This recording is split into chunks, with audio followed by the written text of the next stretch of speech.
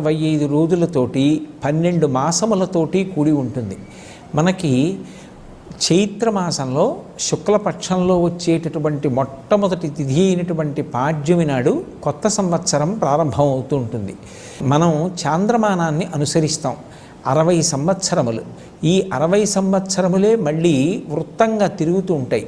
అందులో మొట్టమొదటి నెల అయినటువంటి చైత్రమాసంలో మొట్టమొదటి పక్షమైన శుక్లపక్షంలో మొట్టమొదటి తిథి అయినటువంటి పాడ్యమి నాడు కొత్త సంవత్సరం ప్రారంభమవుతుంది.